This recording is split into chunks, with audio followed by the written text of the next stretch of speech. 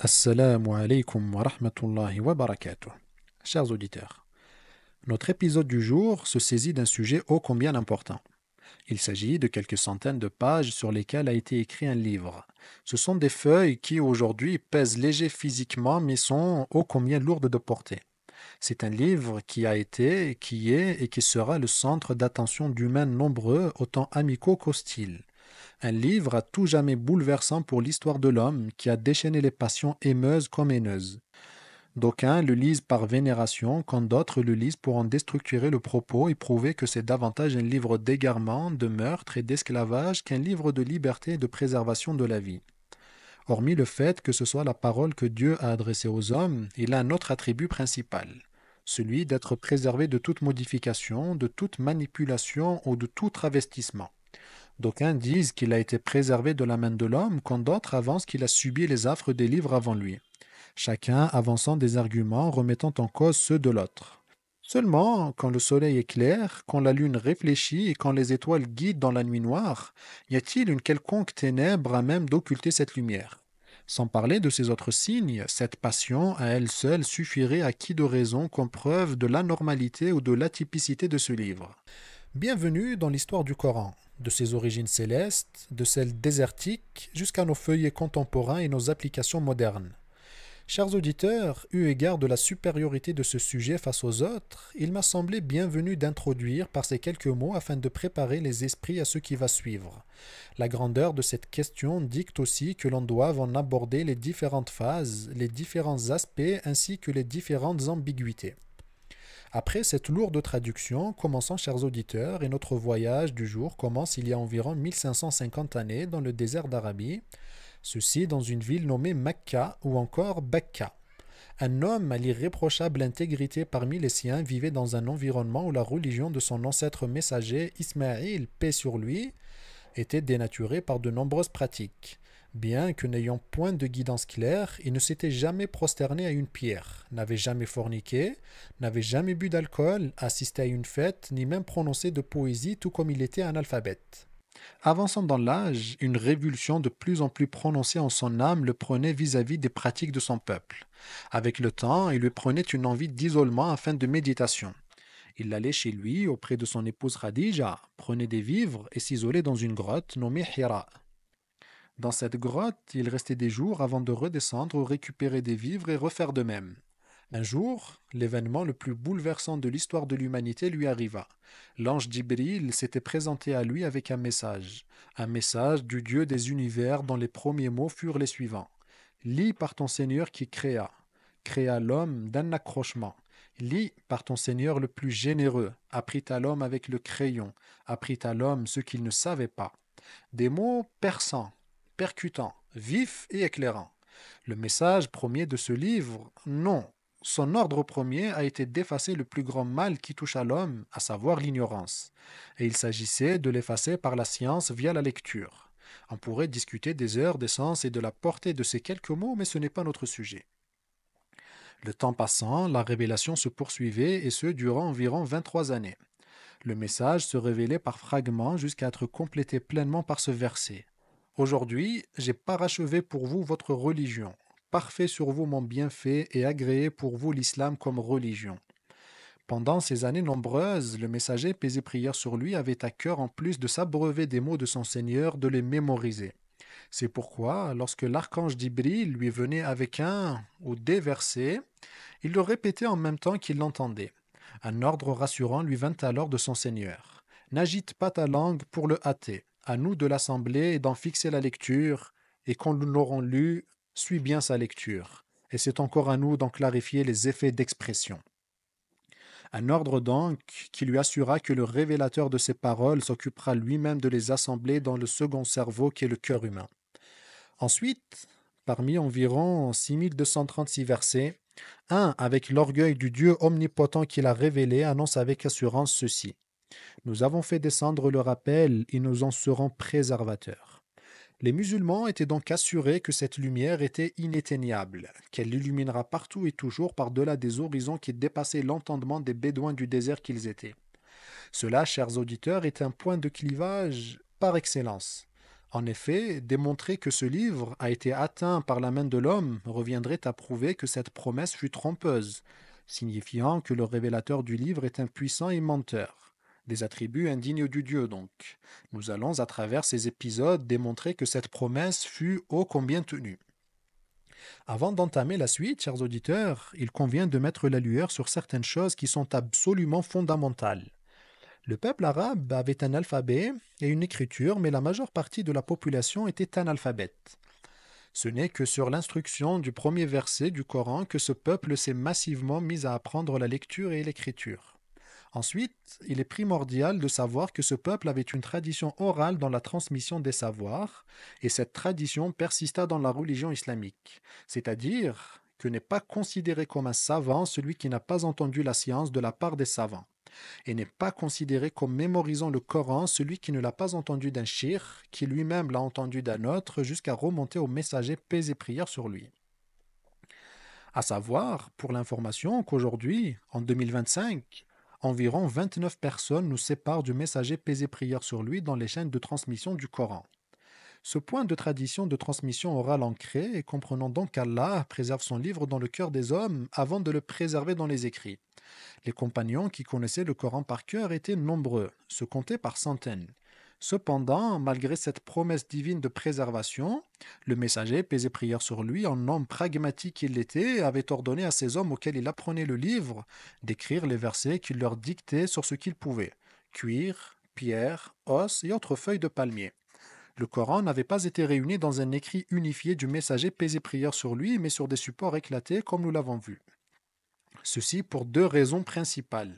Le besoin ne se faisait pas sentir, et en plus, le messager, paix et prière sur lui, étant vivant, n'en était pas à l'abri de recevoir un nouveau verset qui serait venu bouleverser le tout. Ceci étant dit, poursuivons.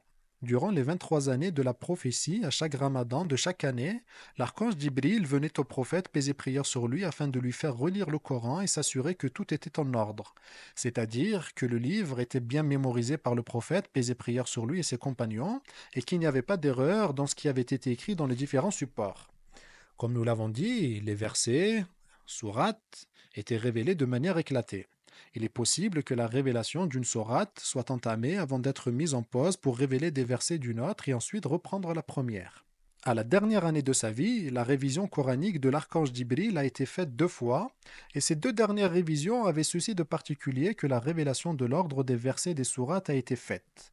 Djibril révélait au prophète paix et prière sur lui, et lui-même ordonnait aux compagnons: écris tel verset entre tel et tel, avant tel ou après tel, et dans telle ou telle sourate. La mouture finale du Coran avait donc été révélée. Redisons-le, encore une fois, les compagnons qui mémorisaient l'entièreté du livre étaient très nombreux et se comptaient par centaines. Ceux qui étaient présents à cette dernière révision l'étaient tout autant. Quant à ceux qui l'avaient écrit, on en dénombre une vingtaine. Cependant, le livre n'avait toujours pas été mis dans un écrit seul et unique. Chaque compagnon ou compagne en avait une partie. La mise sous écrit unifié se fera plus tard, comme nous le verrons avec l'aide d'Allah. Chers auditeurs, abordons ici un sujet d'importance première dans l'histoire de ce livre qui fait l'objet d'un mystère certain pour les musulmans avant les autres, et qui est utilisé par les détracteurs du livre afin de tenter, via une rhétorique fragile mais vicieuse, d'insinuer que le Coran est un livre falsifié ou du moins que sa préservation n'est pas aussi parfaite que prétendue. La fragilité et la nature véritable de cet argumentaire et ce questionnement, mais il peut être dangereux pour celui ne connaissant pas ce livre et ayant l'esprit fragile de par son inculture. Cet argument dit ceci: si le Coran est un livre unique, qu'il a été révélé par Dieu, qui n'a jamais été modifié, alors pourquoi existe-t-il différents Corans? Pourquoi nombre de versions de lecture? Et puis, c'est quoi ce hadith des 7 ahruf? La réponse se trouve résumée à la perfection dans ce verset répété nombreusement dans la sourate de la Lune. Nous avons rendu le Coran facile en vue du rappel. Seulement est-il quelqu'un pour méditer le rappel? Le Coran est une miséricorde et la miséricorde d'Allah est facile. Il l'a voulu aisé pour les hommes, aisé à lire, à comprendre, à mémoriser, à transmettre et à appliquer. Chers auditeurs, tout d'abord, ancrons dans les esprits cette réalité. Il n'existe pas des Corans, mais un seul. Cependant, dans un souci de facilitation et d'accessibilité au plus grand nombre, il a été révélé en plusieurs harf, ou ahruf en pluriel. Harf, c'est-à-dire forme. Dans nos différentes vidéos et épisodes, nous utiliserons le terme français forme. Le Coran a donc été descendu sous 7 formes. La deuxième réalité qu'il faut saisir à tout prix est que les 7 formes sont à distinguer des riwaya, c'est-à-dire version de lecture. Encore une fois, nous allons utiliser le terme français version de lecture. D'ailleurs, des versions de lecture, il en existe 10 qui nous ont été transmises. Avant de clarifier ce que sont les formes et les versions de lecture, une troisième idée fondamentale se doit d'être absolument comprise. Le Coran que nous avons aujourd'hui ne nous a pas seulement été transmis de manière orale avec des chaînes de transmission authentiques. La condition sine qua non pour accepter ou non telle ou telle version de lecture est la suivante. La transmission doit être faite par ce qu'on appelle en arabe tawatur. En français, ce mot se traduirait par enchaînement ou succession, ce qui ne reflète pas le sens voulu du terme. Nous allons donc ici garder le mot arabe tawatur pour la suite. Une transmission en tawatur signifie donc que la parole transmise l'a été par un groupe de personnes fiables qui l'ont transmise à un autre groupe, qui l'a transmise à un autre, et ainsi de suite, jusqu'à parvenir à nous. Le prophète, paix et prière sur lui, avait donc appris le Coran à tel compagnon qui l'ont transmis à un nombre d'élèves, et ainsi de suite. Tout ce qui n'est pas transmis en tawatur est donc considéré comme nul et non avenu. Ceci étant dit, venons-en à l'explication de la nature des formes et celle des versions de lecture, et commençons par celle des formes. Ces mêmes dernières ne sauraient être pleinement comprises sans expliquer un autre point fondamental, la nature de la langue arabe. Dans nos dernières vidéos, chers auditeurs, vous avez pu voir que les tribus arabes étaient nombreuses. Chacune de ces tribus avait un dialecte qui lui était propre et divergeait des autres sur certains points, notamment de prononciation. Un exemple valant 1000 mots, en voici quelques-uns. Pour dire je t'aime, les gens de Quraysh disaient Uhibbuk. Ceux de la tribu de Hudayl disaient Uhibbuch. Certaines tribus yéménites disaient Uhibbush sans le T. Ce sont toutes des expressions arabes authentiques. Pour dire l'homme, c'est-à-dire l'humain, en arabe on dit al-insan. Les gens de Quraysh effaçaient la hamza dans ce genre de mots qui était lourde pour eux et disaient au lieu de al-insan, l'insan. Le mot maman se dit en arabe ummi. Certaines tribus disaient immi. Pour la prolongation du alif à la fin des mots comme dans ad-duha, c'est-à-dire le début de la journée, certaines tribus prononçaient le alif de manière rectiligne, si je peux me permettre le terme, quand d'autres trouvaient cela lourd et disaient au lieu de ad-duha, ad-duha. Certaines prononçaient la lettre qaf, gaf. Pour dire il a dit, il disait gel au lieu de dire qal, comme au Yémen et en Arabie. Tout cela, chers auditeurs, est un arabe authentique et on en trouve encore les traces dans les différents dialectes des différents pays. Maintenant que vous avez compris cela, l'idée des 7 formes devrait donc s'être légèrement éclaircie dans vos esprits. Poursuivons donc. À la révélation du Coran, et afin de le rendre accessible à tous les Arabes, mais aussi à tous les humains, il a été autorisé de le lire sous 7 formes. Ces 7 formes, des hadiths nombreux en parlent.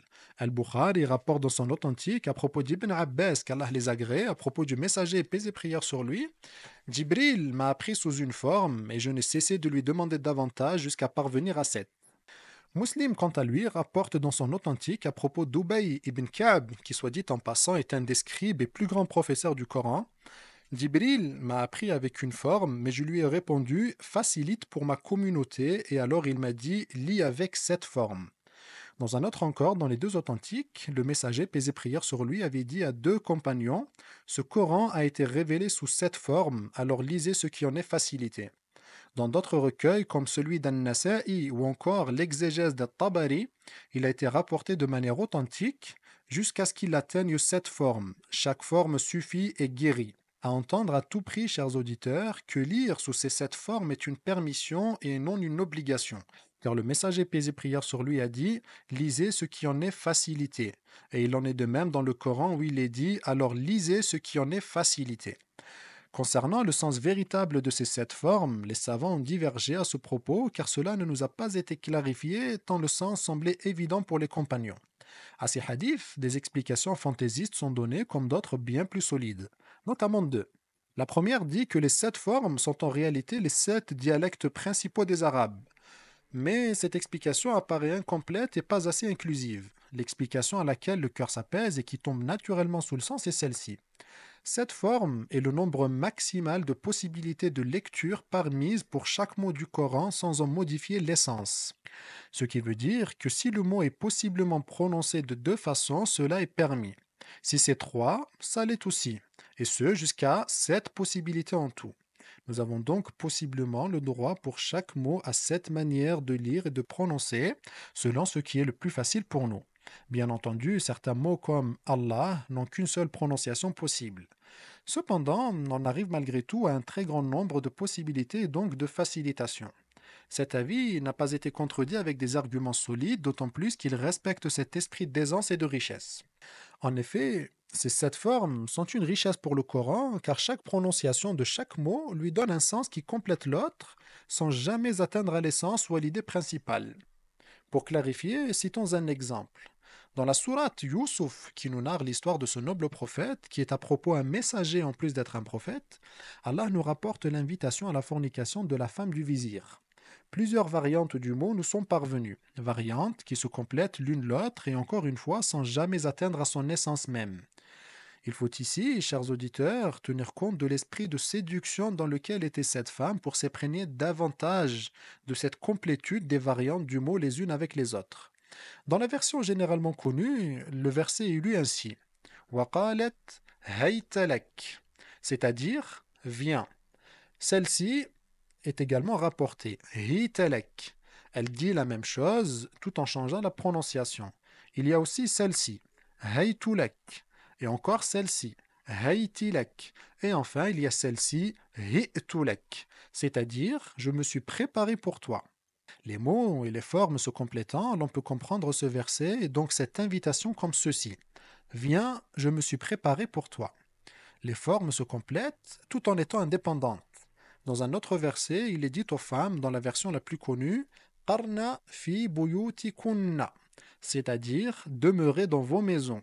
Dans une autre version, il est dit qirna fi buyutikunna, c'est-à-dire soyez apaisés dans vos maisons. Le sens complet serait donc restez dans vos maisons afin de vous y apaiser. Dans ce verset, la prononciation change et avec elle l'essence. Dans la sourate Al-Fatiha, lorsqu'il est dit Ihdina as-sirata al-mustaqim, il y a en réalité trois possibilités qui nous sont parvenues. As-sirata avec un sad, as-sirata avec un sin et enfin az-zirata avec un zay. Ici, la prononciation change, mais le sens est strictement le même. Voyons ici, chers auditeurs, que nos frères et sœurs convertis et autres non-arabophones comme les Africains ont le plus grand mal à prononcer as-sirata avec un sad. Leur Seigneur miséricordieux leur a permis d'autres prononciations pour ne pas les surcharger et aussi pour leur faciliter l'accès à son infinie miséricorde. Ceci est donc, chers auditeurs, une explication résumée des sept formes du Coran, à distinguer donc des diversions de lecture. Désormais, une question se pose. Quelles sont donc les diversions de lecture et en quoi divergent-elles des sept formes? Nous revenons donc vers ce verset et nous avons facilité le Coran pour le rappel. La réponse est donc simple, tout en demandant bien entendu explication. Les versions de lecture ont pour définition résumée celle-ci. Les diversions de lecture ne sont en réalité qu'une partie des possibilités de lecture offertes par les sept formes. Expliquons. Parmi les sept formes qui représentent donc sept possibilités maximales de lecture pour chaque mot, les compagnons du messager paix et prière sur lui ont tout appris à leurs élèves. Avec le temps, certains élèves, que sont les grands récitateurs, ont ensuite choisi ce qui leur a été facile comme manière de lire parmi ces sept formes. Avec le temps, certaines formes de récitation se sont répandues plus que d'autres, et nous est parvenu au final ce que nous voyons aujourd'hui. À propos des versions de lecture, comme nous l'avons dit, il en existe 10. Mais en fait, il en existe bien plus que 10. Seulement, ces dernières sont plus connues que les autres tout en répondant à la condition sine qua non citée en début d'explication. Elles sont transmises par tawatur. Il y a donc d'autres versions qui sont transmises mais sans répondre à cette condition, c'est-à-dire qu'elles sont transmises de groupes d'individus à un seul et vice-versa.